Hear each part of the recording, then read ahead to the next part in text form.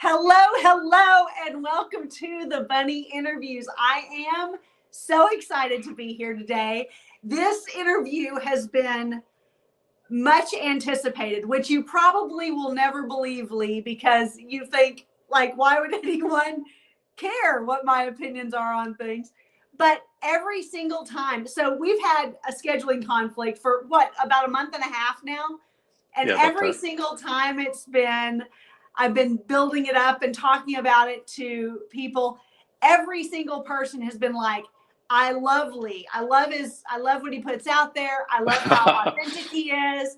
So Lee Jordan, everyone. Thank you very much. I'm so excited you're here. And what I find immensely fascinating about you is you put yourself out on Twitter, on X, for the world to see, and you're very authentic, and yet you're not trying to sell anything. You're not pushing courses. You're just sharing your life and your experiences and your wisdom, and I genuinely appreciate that. Now, Lee and I he's one of those few that I'm actually Facebook friends with Lee. So he's like real world human friend. He sees it all on my side also. And so I just think that he's the real deal. And I think if you don't know who Lee Jordan is, I very much like to encourage you to get to know Lee Jordan. And hopefully today will be a great introduction to that. So for those of you who don't know a little bit of your background, and a little bit of kind of maybe what brought you to Twitter in the first place, or what you share the most about, why don't you kind of give your version of an introduction of your world to those who are watching? Yeah. Okay. Well, first of all, thank you for all of those kind words. It's I think the world of you. Wild to hear. Thank you so much. I ditto. I got on Twitter in, I want to say 17, maybe 18. And the idea was that eventually I was going to start standing up this farm I live on as a business. And so I was sort of laying the groundwork for that. And I was very careful about what I said online, and because I had that goal. In June of 2019, my wife and I were on a date, and a guy going 104 in a Yukon hit us head on, killed her, and shattered my femur. So I was in a hospital bed in this room for several months after her death, not able to do anything besides sit in the bed and watch every bad movie I've ever seen and think about the fact that she was dead. And I made a conscious decision based on something Gary Vaynerchuk, I think, had said. Gary Vaynerchuk, yeah.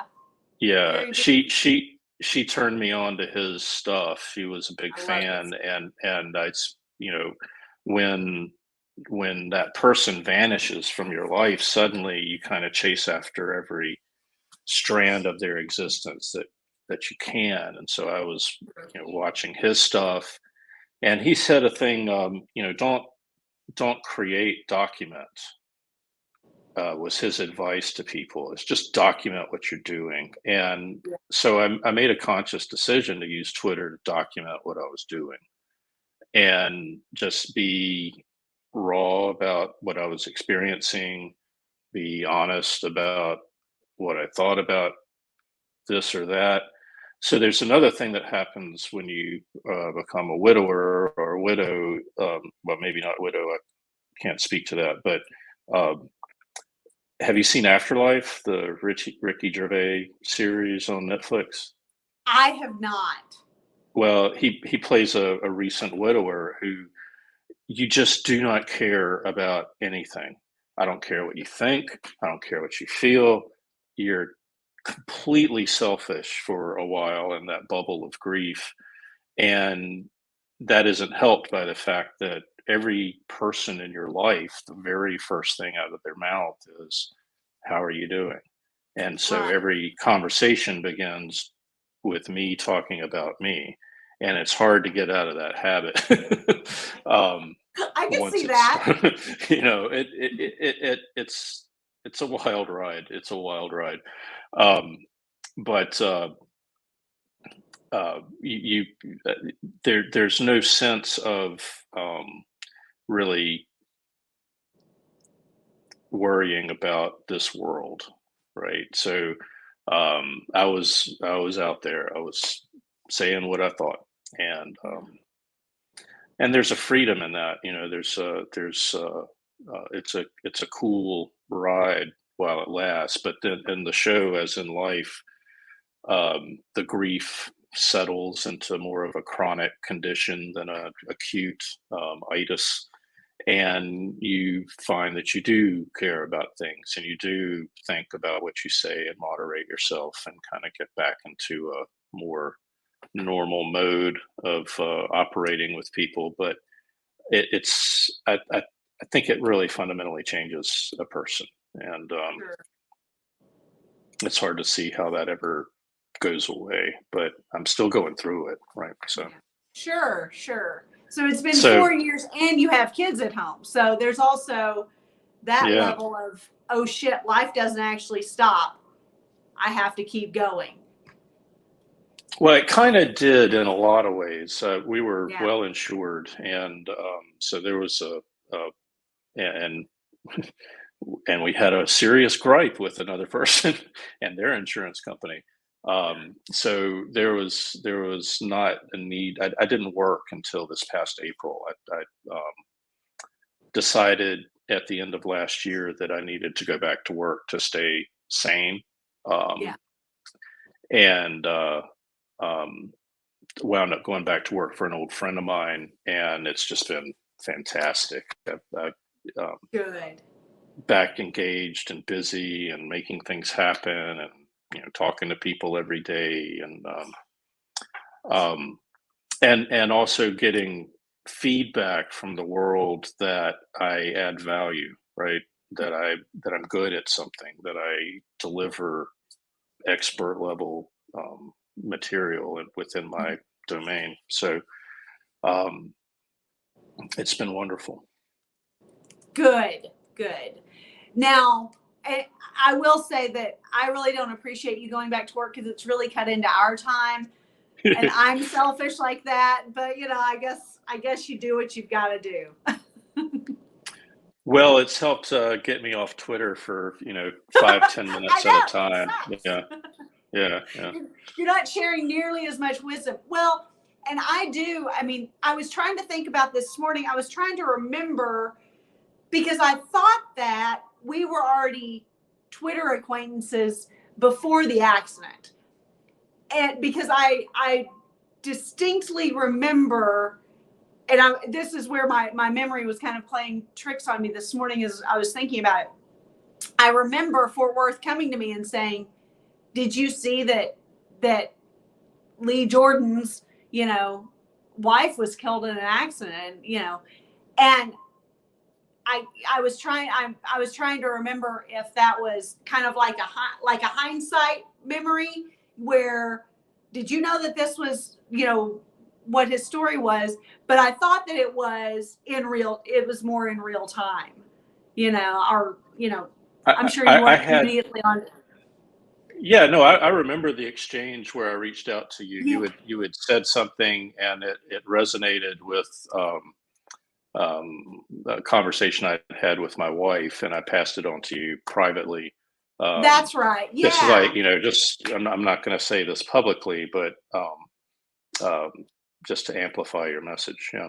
yeah, yeah. So um we were aware of each other. Yeah, and I had just gone to kind of a bro conference down in Florida and had met a number of guys just a couple of weeks prior to the wreck who have pretty good followings. And when it happened, somehow they immediately knew about it.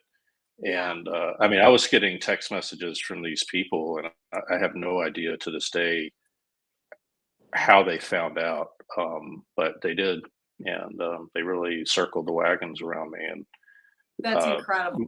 looked after me for months and months after the wreck. Yeah. Some Well, and that really. really is the power of even this community. I think that people have a real tendency to discount more, online relationships and Hmm. communities Hmm. because they're not face to face. But the reality is, most of our lives anymore are lived not necessarily with the people that we're need to all the time, but a lot of times it is the communities that surround us, even virtually. So I think that there's a lot of beauty in the way you had just kind of started building these connections with people, so that whenever this happened to you, they really could circle the wagons and serve Yeah, you. that's I guess that's a blessing, huh? I haven't thought about that before, but you're absolutely right. And some of those people really sustained me.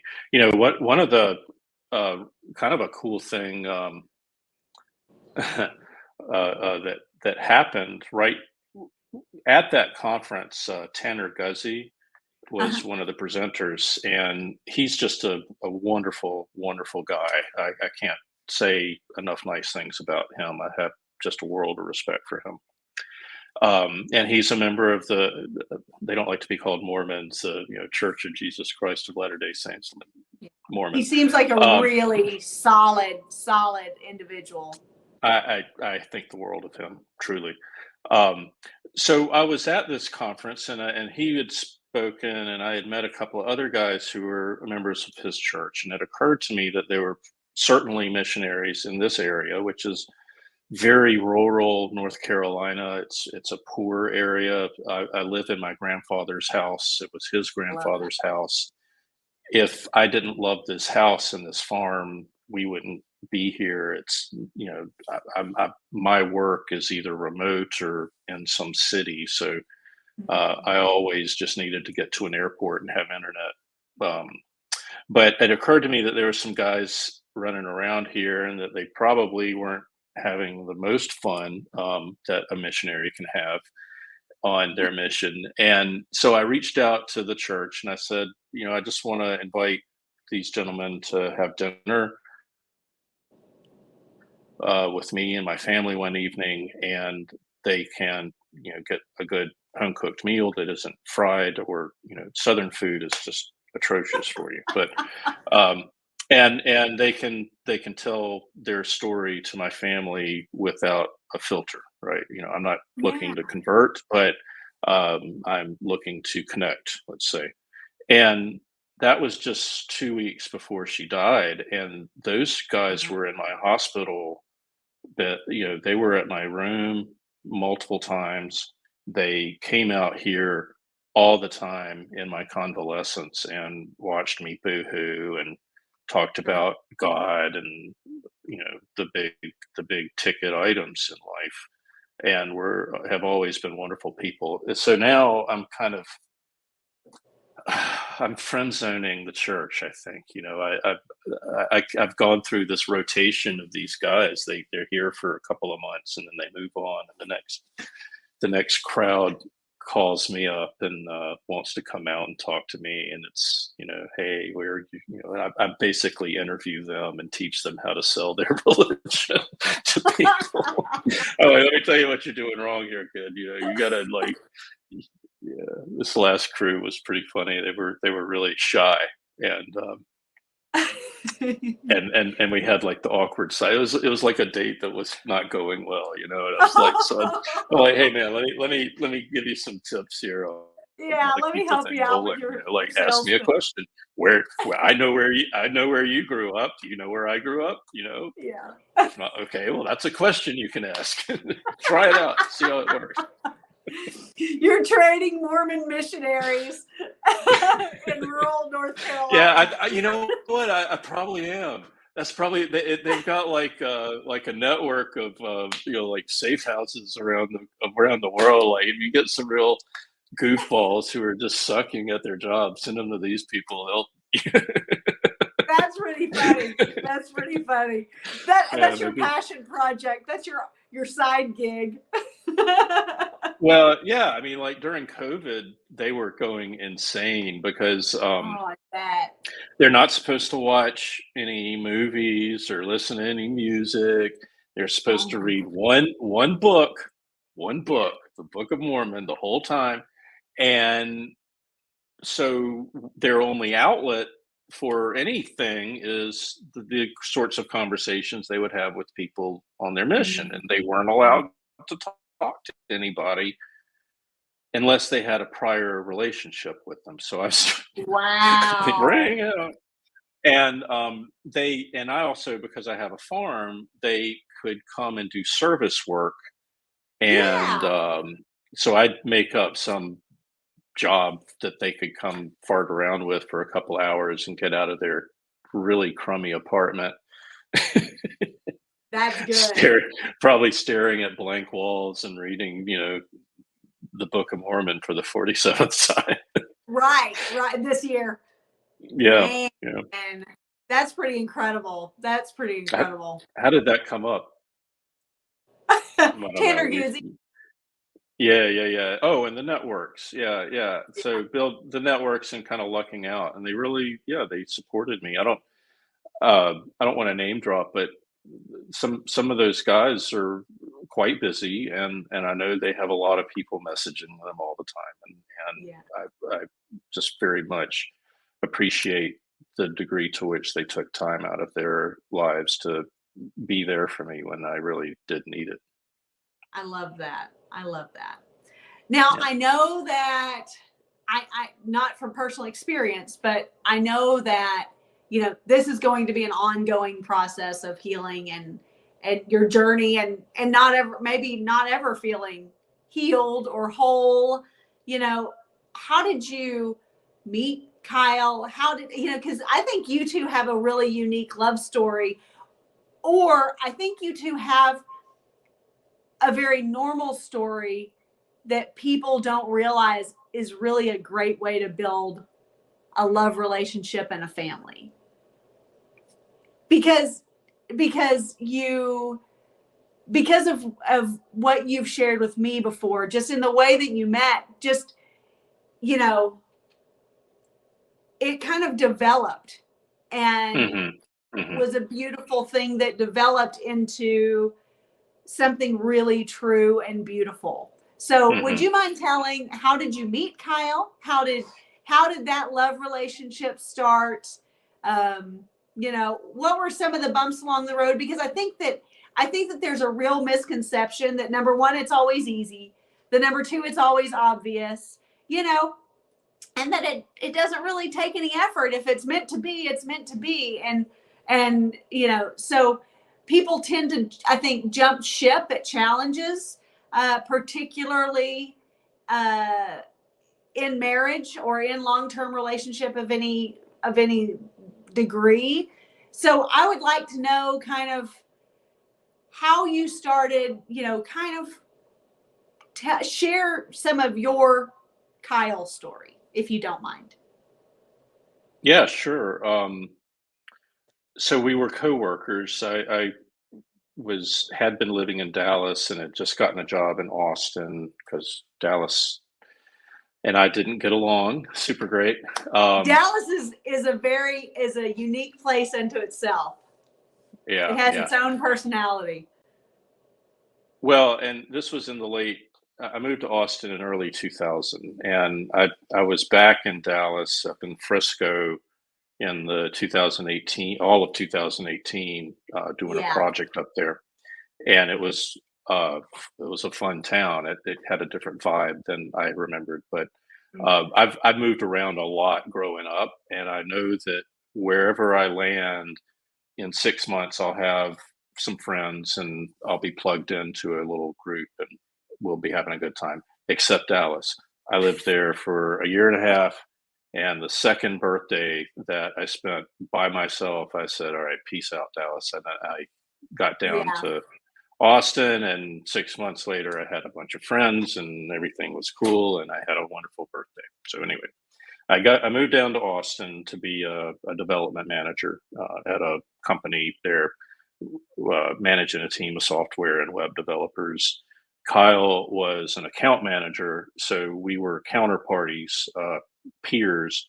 And when I got down there, I went around and introduced myself to all of my counterparties like her. And so we started working together, and our roles were slightly adversarial in that,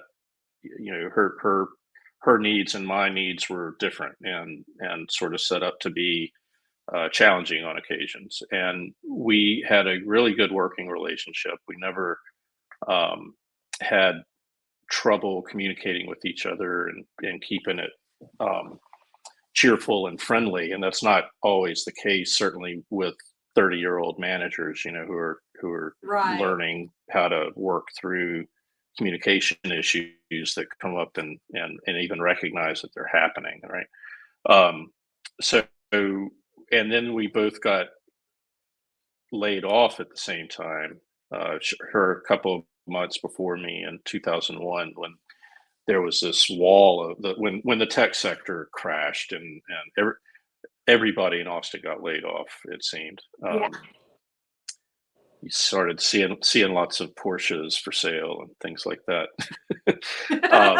And while we were laid off, we wound up hanging out every day while we were laid off, and we were good friends. And I wasn't attracted to her for a long time, and but we were just fast friends. And she went back to work, I went back to work at different places, and we were still kind of hanging out. And September 11th happened, and about 6 months after that, I decided I wanted to enlist. I knew we were going into Iraq at the time. I thought that was the right move, and people were throwing the word chicken hawk around with regard to W. And I thought, well, am I a chicken hawk? Because I'm one of those guys who think this is a good national policy. And so I went online, and I realized I was not too old to enlist. And so I enlisted, or tried to. And went down. So when you're enlisting, one of the questions they ask you is, have you ever used drugs? I was like, maybe, once or twice in college, maybe. And so that threw me into a loop where I had to get a bunch of they had to do a background check in every city, county, or state I'd ever lived. Oh, And wow. I was 32 at the time. So I had moved a lot, so it took a while. Right. And they kept, yeah, man, you gotta. I'd get a call from the recruiter. It's like, you got a parking ticket in Charleston. So you got to clear that up. So we just had to work through this process. It took about 6 months Oh my. to where I finally went down to MEPS, and they did the exam and everything, and I'm ready to go. I figure any minute now I'm going to get my orders, and I'm going to be going off to basic. So I got out of my job, I got out of my lease, I got rid of a lot of my stuff, put the rest in storage, and crashed on Kyle's sofa for what I thought was going to be a couple of weeks. Yeah. And while that was going on, I started thinking about this new chapter in my life that I thought I was going to be on, and realizing that I was very much going to miss her, that she had been a very important person in my life, and had given me a lot of love and friendship that I had not exactly earned all the time in my own behavior towards her, and that I loved her. And I thought about it, and I told her that. And by then she had decided that, it wasn't going to happen, and that I was kind of a dick anyway. And, and she said, "Oh, yeah, huh. well, I need to think about that. Okay. That's really And funny. yeah, like a day or two later, she said, "All right, I thought about it," and was like, and basically, so okay, well, we can try it out, and so we kind of like became a couple there. We didn't just sort of skipped the dating process and went to the Yeah, other the get room, to know right? you I phase just was sort of already done. I just moved from the sofa to the bedroom, like, okay, well, that was, that happened. And Yeah. um and everything was great, and for a year we were just lovers and friends, and we never really still hadn't had any kind of couple issues that came up, and we just started talking about being married, and there wasn't a proposal or anything. We just started planning our marriage, and so we made that happen. It was, $500 for the preacher and $500 for the restaurant, and Dad kicked in a rehearsal dinner and a vacation. But it was very small, and we just did it to get married. And um, yeah, I mean, I won't say there weren't challenges, but they weren't between us very often, right? Yeah. And the times that we did have anything like a fight, it was when I hadn't eaten, and um, You were hangry. I'm hangry. Yeah, yeah. My brother-in-law used to keep candy around for my sister in case she started getting, he'd just like back out of the room throwing sugar at her. That's awesome. Yeah. That's But pretty yeah, funny. I we had a really good relationship, and one of the things that uh,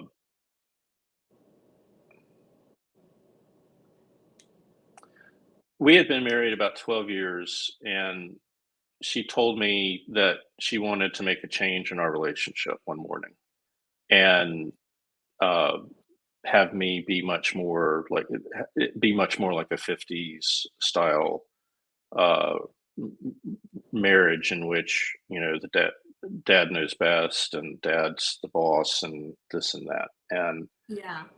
um and I didn't really understand what she was asking for, what that meant.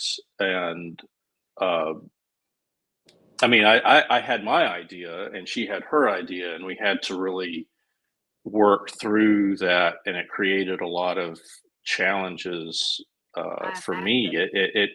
It sounds like, it's one of those things that I think if you're conscientious at all, and I'm not very conscientious, but I tried to be conscientious with my wife.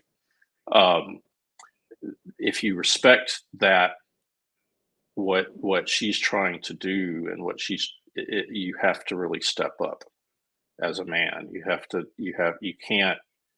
can't phone it in when you have a woman who's telling you, I want you to lead me. Hmm. And um, or it will mess with you. It will mess with you, and Yeah. it will mess with the relationship. So I had to get that. That's sort of what led me to that conference where I met these people. I got very actualized and consciously so about um, being and becoming the very best version of myself that I possibly could be, so that I would be confident and comfortable being that person for her. If what's it called, imposter syndrome. I think you can have Right. that in a Right. relationship, if you're Absolutely. trying to be a leader, and you are fully aware in your heart of hearts that you're a sad, pathetic loser of a human. It's not going to go well, right? You're not going to be Right. Right. authentic. You're going to get flop sweat, and it's going to show. So you have to do the work. I That's remember, incredible. yeah. Well, thank you. That's incredible. That's But she was, incredible. and I also need to say something. so I've had a couple of relationships since she died, and one of them was 2 years, and one of them was 6 months with a little break in the middle, right? And and I took my kind of marriage mode mentality and that I had just left off with Kyle into these relationships, and that's total ownership. Um, yeah, it's total ownership, and have the vision for where you want the relationship to go, and be a man and get it done, make it happen. And what I've Yeah. come to believe now is that that's a tragic mistake because because um, it's not a mistake if you're married. I would Right, say, right. if you two have already sorted out some things and you've made that commitment to the unit as individuals, then that's the right attitude. Yeah. It's what a woman should do to make, she needs, if the marriage isn't working, what do I need to do to make it work? And Right. that works if the man is also looking at the same exact problem and thinking the same exact thing.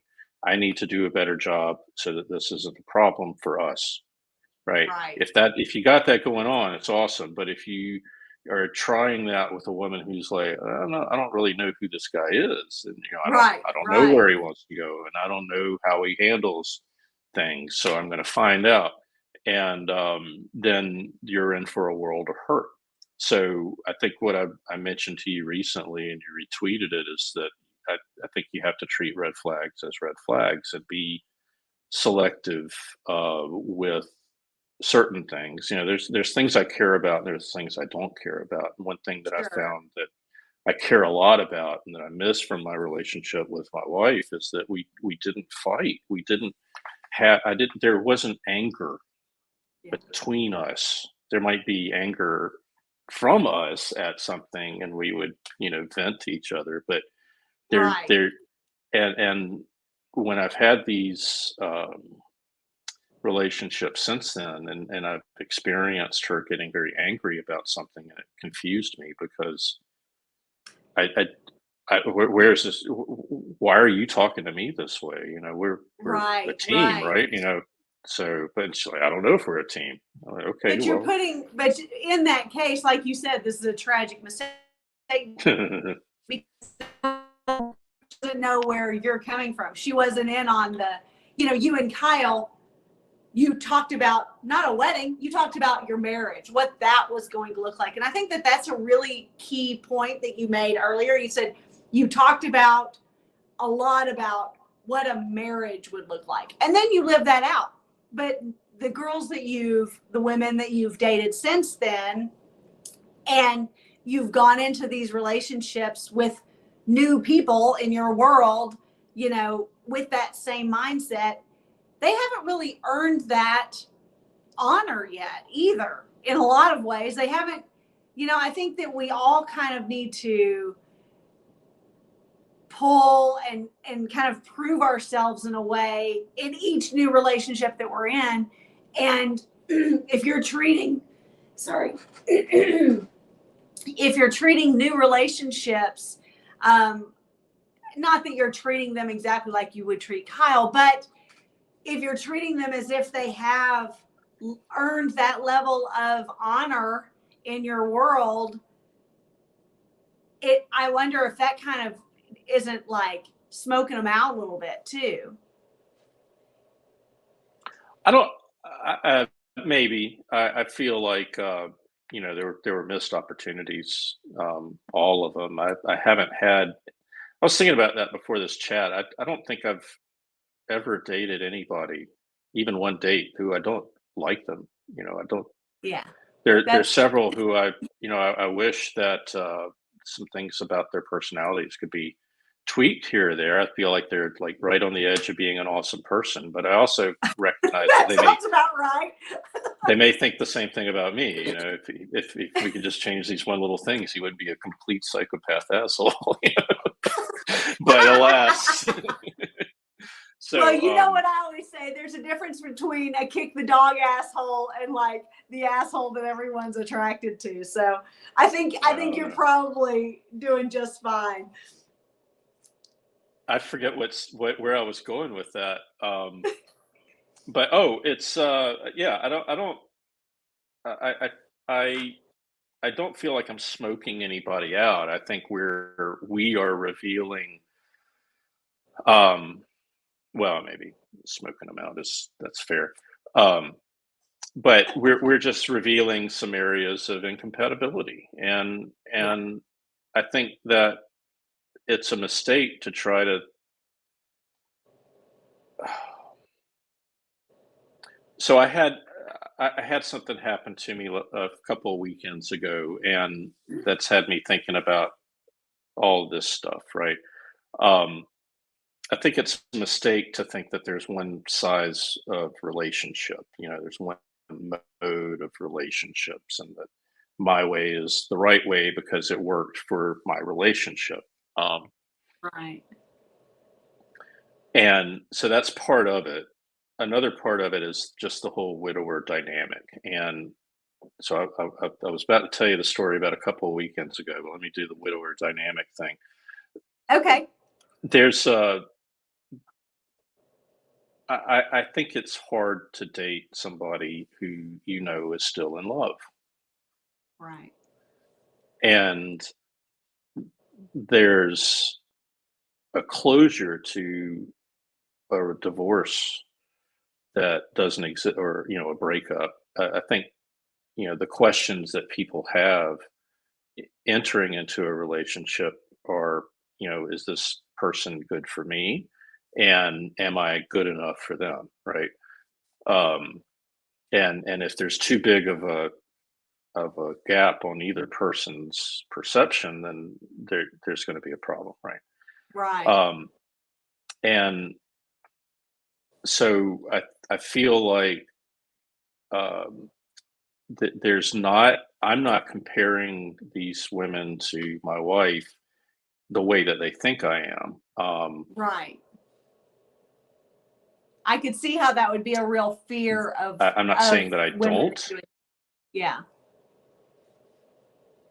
Yeah, and there's I don't know how to communicate convincingly that that's not what's happening. I mean, yeah, I Mhm. notice differences. I very much appreciate some of those differences. It's not this isn't a bad thing all the time. Um, but in the sense that the flowers are different, or a painting's different. It's all good. It's not a criticism of either person in any way. Right. Right. But they feel like it's a judgment thing, and that's generally not the case. Um,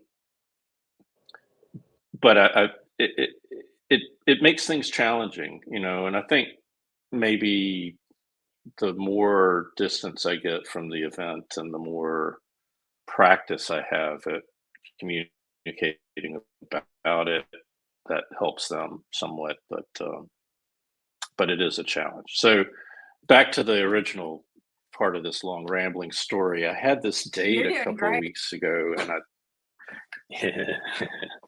um, this you saw the picture of her. She's just this extraordinarily beautiful Haitian woman, um, Yes. just absolute showstopper of a person. She kind of moonlights in commercials, but for like That national makes ad sense. campaigns. As a background person, she I don't know that she does lines very much, but she's a nice face to have in the background, Yeah. Yeah.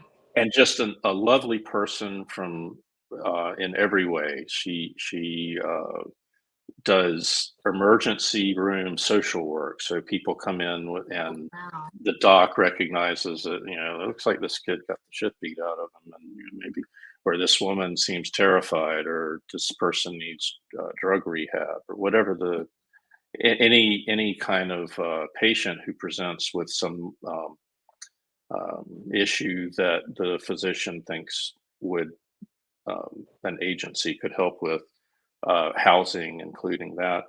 Mhm. It's her job to facilitate putting the plan together and communicating it and getting them all down the line. Wow.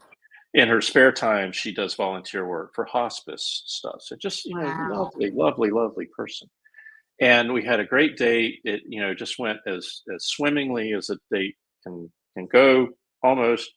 And the next day, here's my phone number, and she's like, "Here's my phone number, handsome." And I'm gonna go get my hair done. Okay, have fun. And like then the next day, hey, I had a stomachache last night. That's why I didn't respond.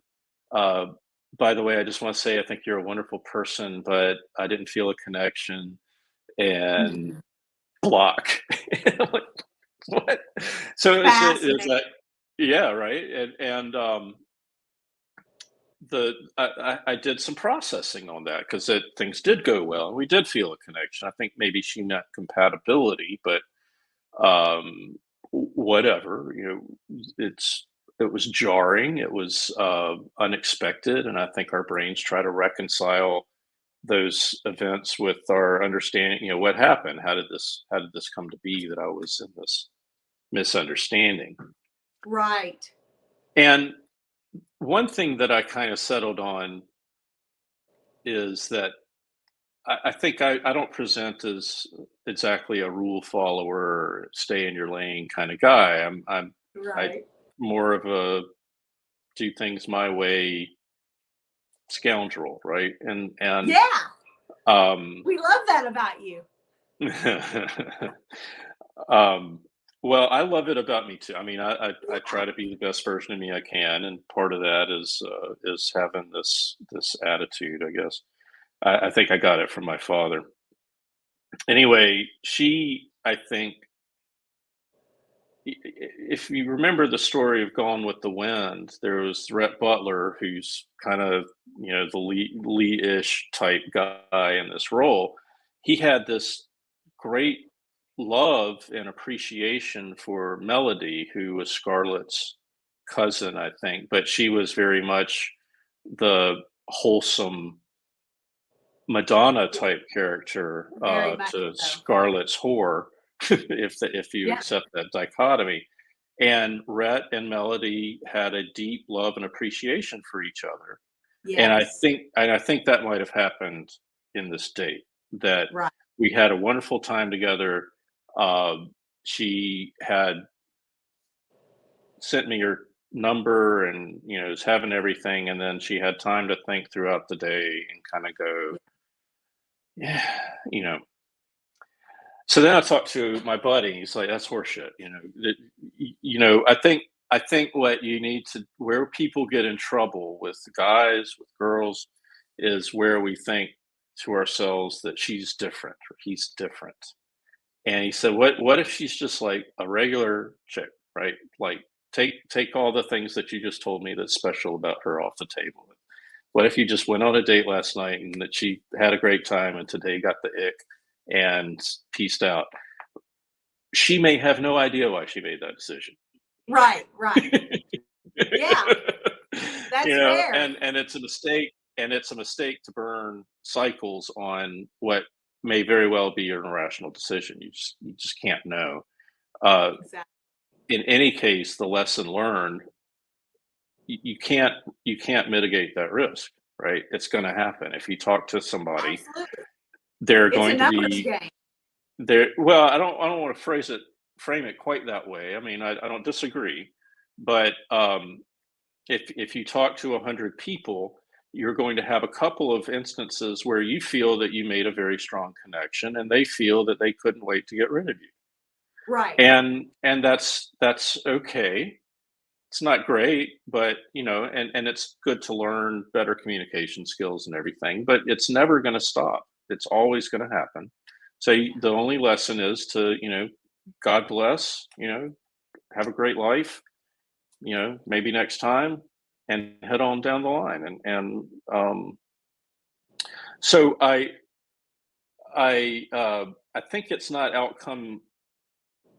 What do we call it? Outcome independence. Uh-huh. Uh-huh. That can't exist. I mean, maybe for a true red pill wolf alpha, unlike, a poser like me. Um, I think outcome independence is incorrect. Outcome acceptance is the goal. That's a good way to put it. You know what That's I a mean? good But goal. it doesn't mean it doesn't sting when it happens, but it doesn't have to Sure. sting a whole lot. You can kind of accept that it happened sometimes, and it's nobody's fault. It could have been the text message they had just gotten 30 minutes ago. I mean, who Sure. knows? Who knows? Um, but do the best you can to be a good communicator and present well to the world, and let the chips fall where they may. Right. Hmm. So Hmm. that's the ultimate lesson of the recent experience. Very Yeah. long-winded story. Well, and I think it's fair for you to kind of go through kind of the thinking process because, like you said, in all, all evidence pointed to it was a really great date. It was a really great connection. Things to keep in mind. Number one, like you said, I mean, you never know what text she had just gotten right before she messaged you. What, Yeah, yeah. there's always, it could be an old love, it could be a new job. Who knows? There's all kinds of things that can kind of be working in the background She might have had a that great date Sunday night. Yeah. yeah, that genuinely I have mean, zero to do yeah, with you. right. But if you want to say, if you want to look at the evidence of maybe what might have had more to do with actually one and one makes two, I would say on just the periphery, I would say she sounds like she's so safe and she plays by some really lovely rules. She's beautiful, she's intelligent, but she's definitely, it sounds like, very much a rule follower, very much a good girl in so many respects. And it may have scared her a little bit that you kind of pride yourself on being a bit of a scoundrel, a bit of a, in all the most wonderful ways. And I'm sure you guys had the best conversation.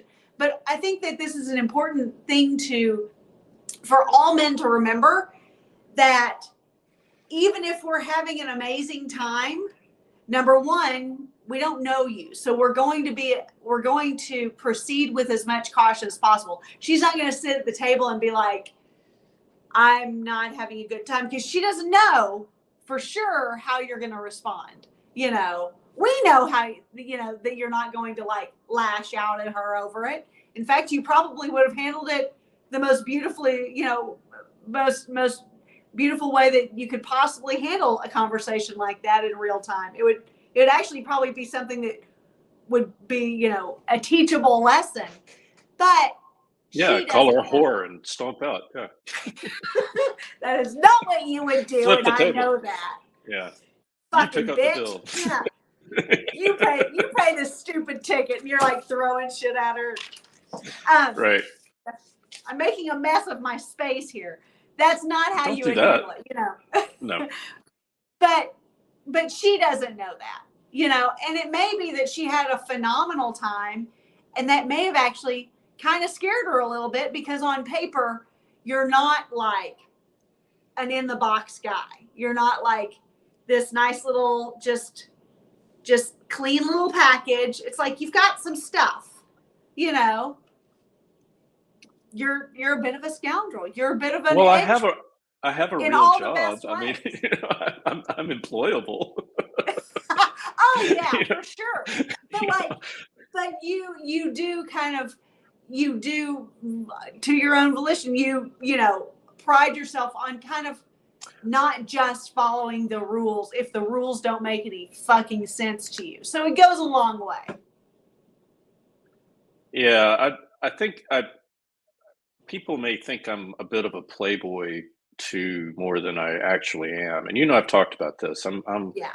Yeah. at my heart of heart, I'm a white knight simp. I just can't wait to get my simp on for somebody. Sure, Um, sure.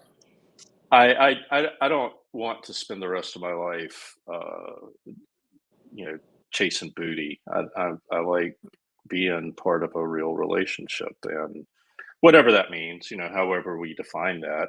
If we want Yeah. to, invite a bunch of midgets over for a big party one night, I'm not going to judge her. Just But fellow that is fellow another adventurer, reason why I really did want to have you on this show, because I don't want people to think that, being a player or a playboy or a pickup artist is the only way to go or the best way to go. Everything has its Uh-oh. seasons, but for long term, I think quality of life, for life satisfaction, for health, for overall familial well-being, I think that sharing life with someone who means something special to you goes a long way in adding to all of that. So I think nothing of the fact that ideally you would like to, settle down and enjoy that with someone. Yeah, yeah, very much so. Yeah, very much so. That's right.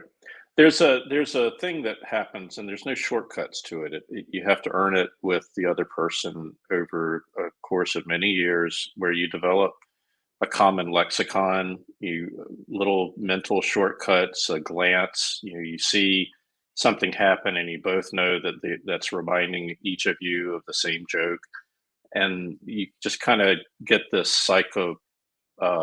psychic connection with each other in some ways. And it may be an illusion, but it's a really good illusion, and it seems to work pretty well for each person in it.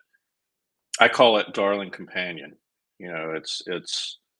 Uh, it's not just being a lover, it's not just being a friend, it's being all of those things, and just being on the road together for all that time, seeing the same things, doing the same things, being with each other day in and day out. And it's a cool experience when you get it. Kids bring that out in people when Yeah. um, you get a 10, 11, 12-year old, and you watch them do something, make eye contact with each other. um, you're both just so happy seeing the kid do their kid thing, and also happy to have been part of it with the person you like the most. Yeah. So yeah, that's my idea of a happy future for me, not uh, Ibiza Bart bartending. Yeah, although if the shit hits the fan, I could bartend in Key West, and probably There you go. There you probably go. manage to entertain myself okay, I guess. So because I think that you do have a unique perspective, especially I think I would say in our kind of neighborhood. What do you find is the best piece of maybe the most universal piece of good relationship, like actually living in relationship with someone, piece of advice that you have found to be the most universally true in your knowledge?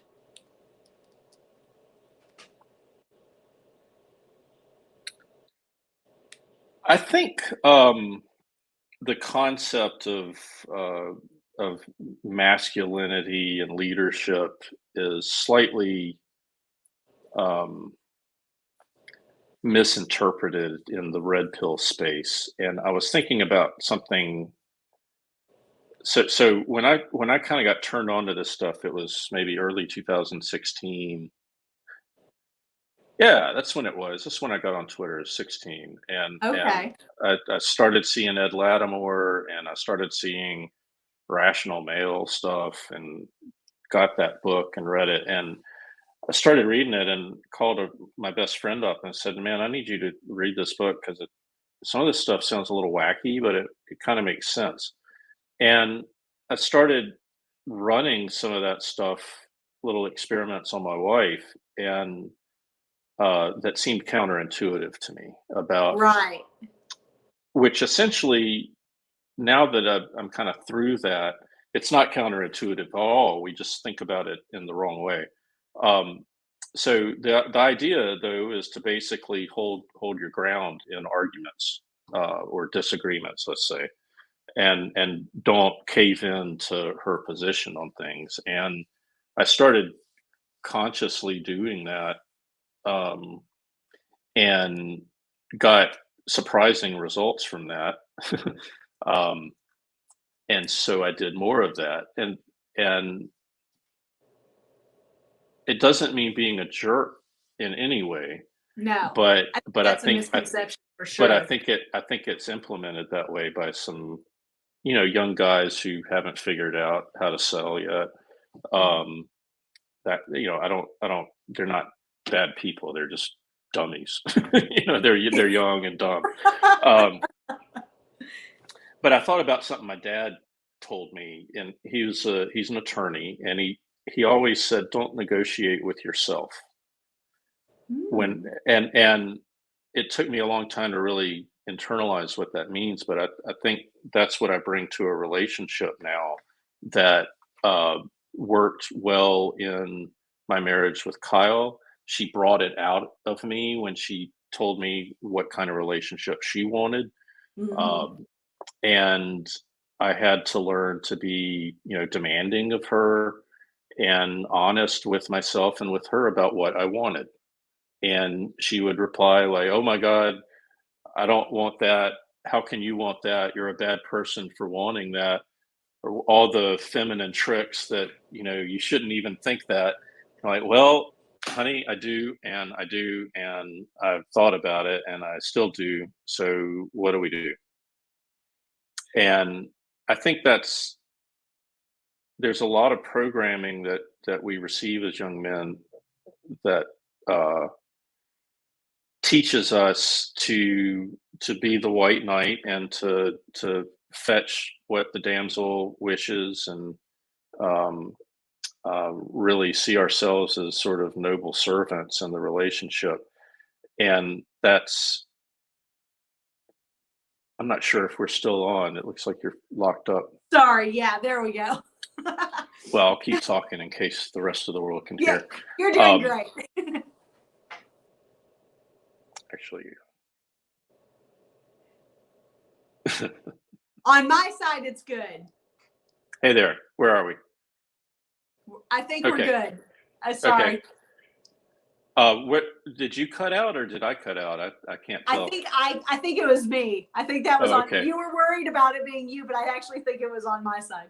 Yeah, yeah, yeah. Well, I But was you just carry rambling on. on about. You can ask me something else. I was rambling on, I guess. Um, I think there's a lot of programming that young men get, that I certainly got, that teaches us to be like noble servants in the relationship, and that is a little heartbreaking because it creates a dynamic that neither party can really understand why they're not happy. Um, That's a good point. but it's at its root is the man is negotiating with himself before he presents what he wants to ask his wife or his lover of her, and or that doesn't work. You have to just be who you are,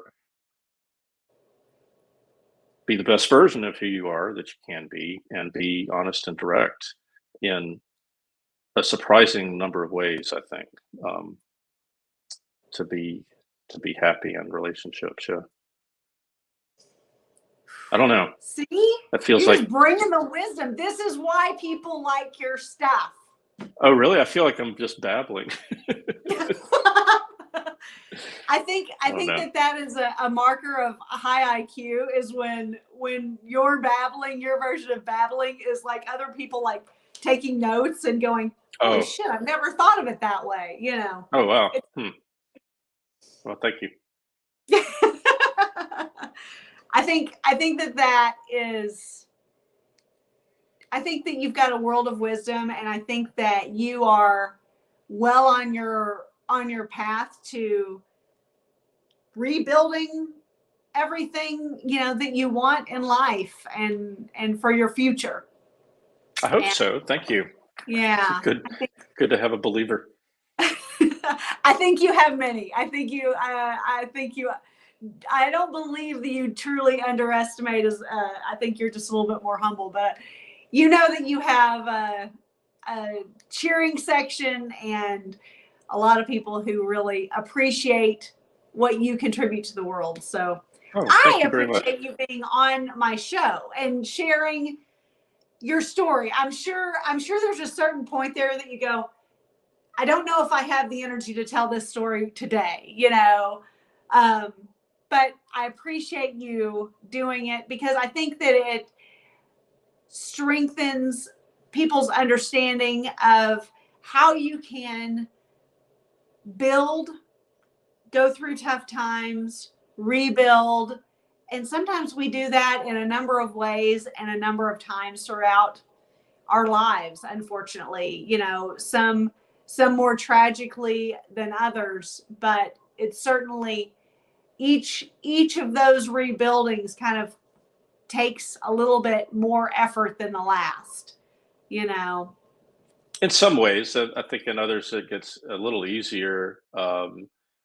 But yeah, I was the last woman I dated seriously was talking about how she lost her compass when something happened. I said, we all lose our compass from time to time. It's going to happen. If you live long enough, it's going to happen. If you die young, then maybe not. But that this what I've been going through. If you live long enough, everybody goes through it, and it's wild. And it's one of those life experiences that you just have no idea what it's like until you go through it. But a lot of us have, and we I see you and they see me, and but if my ramblings have been wise for anybody or helpful or at least entertaining, I'm grateful. All of the above. You can count on it. Yeah. You can just count on it. If they don't result in hate mail for you, I think we've at least broken even. No, that will definitely not be the case. That will definitely not. Too many people were excited about you coming on the Bunny interviews and counting down to it to worry about that. Okay. Thank you so much for joining me. You don't have anything to sell. You don't have a website. You don't have any courses you're hawking. Like, what the hell, Lee? Get some stuff out there, man. All right, I'll try to get some of those Xbox. Try to figure it out. I appreciate you coming on. I mean, yeah, thanks so much for having me. It's been fun. Everyone gains something different from each of my guests, and I think that a lot of people can relate to the realness of what you are healing through. So thank you so much, and thank you for sharing more about your moving forward and kind of your plan for moving forward and your journey. It's a big deal.